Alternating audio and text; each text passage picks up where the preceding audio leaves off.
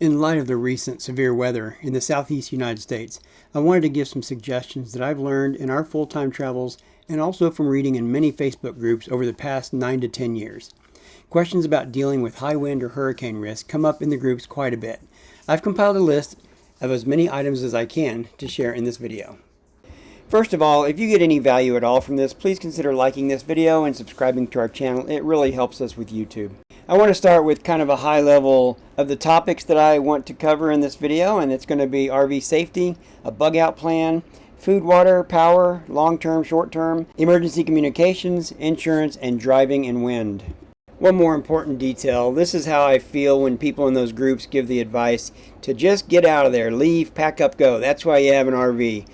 Sometimes we know this is just not possible because people would leave if they could, but they can't. So please, please, please avoid giving this advice to people and save me from having this ugly face. My last big caveat here is that you are ultimately responsible for figuring out what you need to do in the wind. I'm trying to provide some tips. I'm not an expert. Your mileage may vary, but this information is somewhat generic. We all live in a full range of different RV types and styles and various construction methods and weights.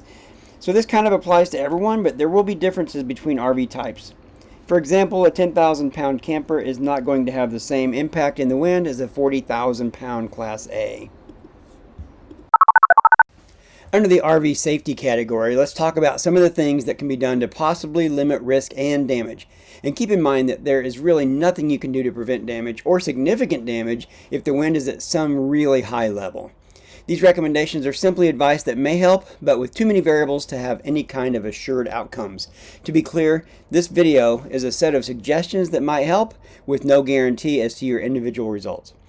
One of the suggestions before high winds arrive is to fill all your tanks, fresh tank, gray tank, black tank. The idea is that you want to add weight to your RV, which could possibly help stabilize you.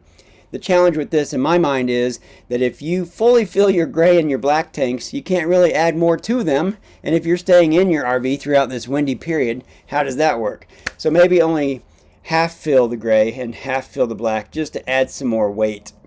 The controls will vary between the different types of RVs, but in short, you want to close the valve to the black tank and the gray tank. For us, it's this valve for the black tank and then this valve for the gray tank. Just push them all the way in and then just push down the toilet flush pedal to fill up the black tank and run some sink water to fill up the gray tank, or don't fill them up, just go halfway like I mentioned before. And then for us to fill the fresh tank, we move this lever from the city water position down to the tank fill position and leave the water running until the fresh tank is full. Next, many suggest staying hitched up. I think this would apply mainly to fifth wheels since that hitch is really pretty significant and may not be too much good for bumper pulls or cars being flat towed behind a motorhome. In our case, we have a motorhome with a car trailer, so we could keep it hitched up, but I can see how this might maybe help with overall stabilizing, but I wonder if there's a chance of hitch damage if the trailer and the RV rock quite a bit in the wind. That hitch doesn't seem like a significant enough connection to create one larger kind of overall piece being connected together like that. I'm sharing what I see others suggest, and I'm really unsure the correct answer as far as staying hitched and who should or who shouldn't, but this is advice that often gets posted in online forums. I don't see this option mentioned very often, and it won't apply to everyone. The advice is to release the air from your airbags, which would create more contact with your chassis. So I don't know which RVs have this feature.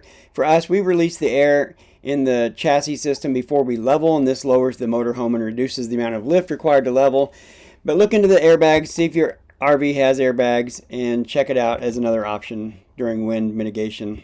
We do this one when it gets really windy out, mostly just to reduce the noise. The slide toppers that we have flap in the wind, if it's coming from the exact right direction, it gets really loud inside from that non-stop flapping noise.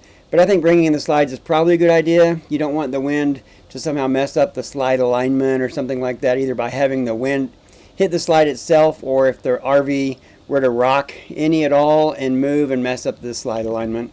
Definitely bring in any awnings. Those can be destroyed even in moderate winds, much less high wind.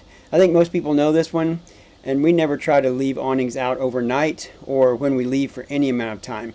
We sometimes fail on this one, honestly, but so far we've not yet had any damage due to accidentally leaving them out. On this next one, I will share my opinion versus what I have heard others say, and you can decide what you should do from that. My opinion has always been that if you have really strong winds, especially if it's going to be hurricane force, you need to raise your leveling jacks. My logic says these are to level your RV. These are not designed to absorb any rocking of your RV. I believe they have a high chance of being damaged if left down. The other opinion is that you need to keep leveling jacks down to give your RV more contact with the ground. I personally believe the suspension system should absorb the rocking and movement, as it's literally made to absorb movement while you're driving and whatnot. And the leveling jacks are not meant for that. Closing your windows and roof vents is recommended. These are not super sturdy to begin with, so you would not want them catching a solid wind and breaking either the glass or the mechanism to open and close the window. And then you'd be stuck with a window that won't close or that is actually just broken. I think even if you have vent covers on your roof that cover the roof vents, it's best to close them in case those covers happen to get ripped off and then you're exposed to the vent cover also getting ripped off. This recommendation I think could be challenging in some locations, maybe many locations, but it says you should line your RV up so that you are facing into the wind. I think that if your rear end of your RV was facing into the wind, it'd give you the same benefit. But instead of having the wind hitting the full length of the side of your RV, reducing the surface area that catches the wind and facing into the wind is going to prevent the strong wind from knocking you around quite as much or potentially knocking you over. Most places we stay at, that would mean being out of alignment with the site we are in, but possibly in extreme conditions they would be okay with that. This seems to make sense if you know the wind direction and it's not shifting directions a lot in some sort of high wind weather situation. In our current position, we are facing southeast as shown in this picture, so reorienting for wind would really mismatch us with the RV site that we have. But potentially, in the right conditions, this might be something you do. This one might also be very challenging to deal with. If you have a few trees, or especially if you have a lot of trees around you, consider that large branches or entire trees could fall onto your RV. This could be a deadly situation. If you are stuck in your location for some reason and have trees all around, this might be one of those times you need to just abandon ship and seek shelter elsewhere, leaving the RV behind. This point is mostly to make sure you consider the increased risk if you have trees around you, in case you haven't thought of it. I know some people flat mount their Starlink securely to the top of their RV, and maybe it would be fine in any amount of wind depending on how you've got it mounted. But if you have Starlink and it's not mounted securely, or even if you're setting Starlink on the ground like a lot of people do, you want to secure your Starlink before any wind damage comes along, because cell towers often go offline in storms like this, and it would be really great to have internet access via Starlink to make Wi-Fi calls and have other immediate communication soon after the storm so you can update your family that you're safe. The next step is to make sure you have a solid plan B in case you really do need to abandon ship. We've had to abandon ship. It was a bad tornado season where we were, and we happened to be 8 minutes away from family with a house and a basement. So instead of joining 70 strangers from the campground in the public restroom and wondering how sturdy the building actually was, we brought in the slides, closed the windows, roof vents, raised the leveling jacks, and headed to their house and stayed with them in their basement until the storm had passed. Your plan B might be making sure you know where the campground shelter is, or if they even have one. And where is a nearby shelter if they don't have one? Is it a nearby truck stop that has sturdy bathrooms that they allow the public to come into? But if you are facing life-threatening wind in any form, you will need a plan to abandon ship. It helps to have this plan in place well before it's time to go. If you don't have time to prep the RV before going, just go. Put your lives first. A few nights after we went to the family basement, the tornado sirens went off again, this time at 2 in the morning. We looked at the radar on our phones and checked Twitter for the local news, and there was a large, dangerous rotation just a few minutes from being right over the top of us. This time we didn't have time to go to the family house. We just put on clothes and ran to the campground restroom with all the other people. And something to consider is if you abandon ship, is what kind of go bag you might want to have. What kind of bag do you want to have ready with stuff to get out the door? Do you want a change of clothing? What emergency items might you need to take with you? A flashlight maybe? Critical medicine for sure? What about your pets? Make sure that they can go with you when you have your plan B location being figured out.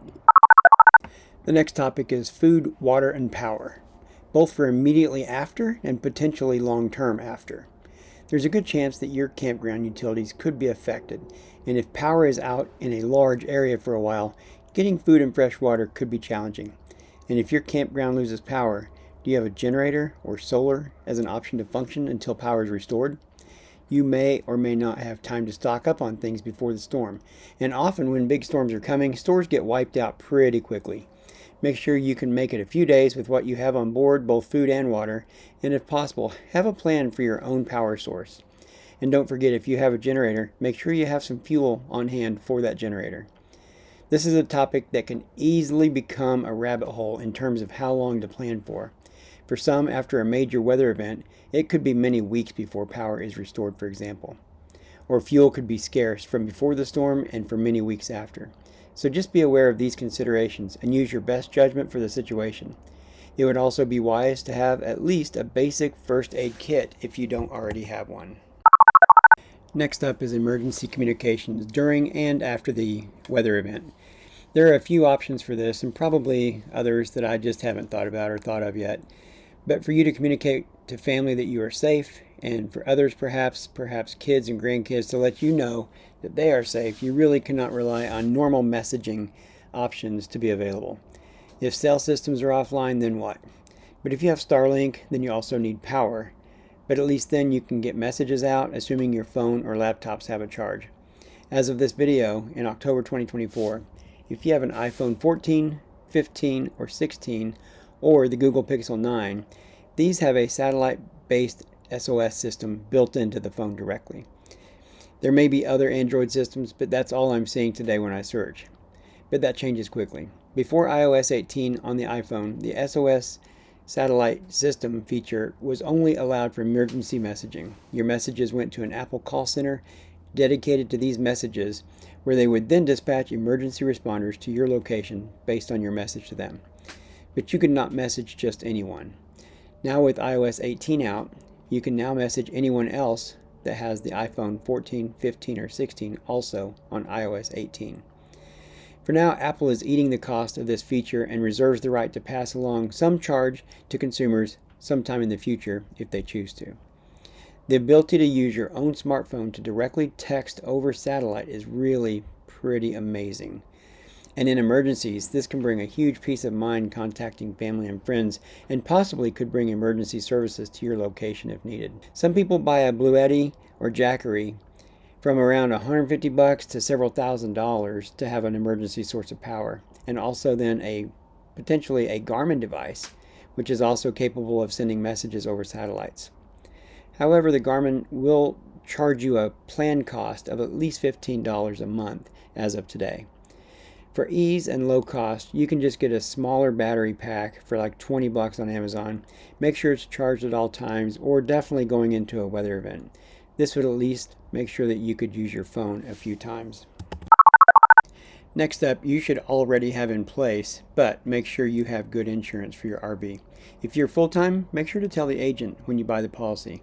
If you lie, that's not only fraud, they will deny your claim, guaranteed. They work hard to figure out ways to deny your claims, so don't give them the upper hand. These policies come with some coverage for contents, but make sure it's enough to cover your contents. There aren't all that many companies that insure RVs, and we learned recently that Roamly is uniquely positioned to offer some of the best rates for full-timers. They sell a lot of RV insurance and know the business very well, whereas your standard agent might sell 0 or maybe 1 policies for an RV each year.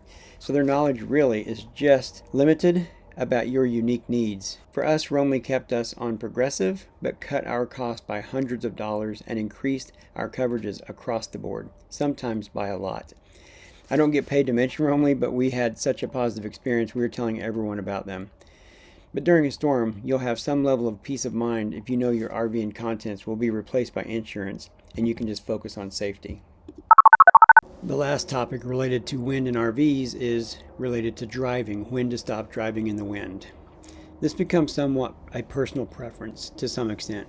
If you don't see any 18-wheelers on the road though, you're probably well past time to pull over. That's one rule of thumb I use. If you didn't look ahead in any weather apps and see that it would be windy, just slow down until you have solid control and then exit the road. Do not use the shoulder to stop, however. get into a rest stop or some kind of campground nearby.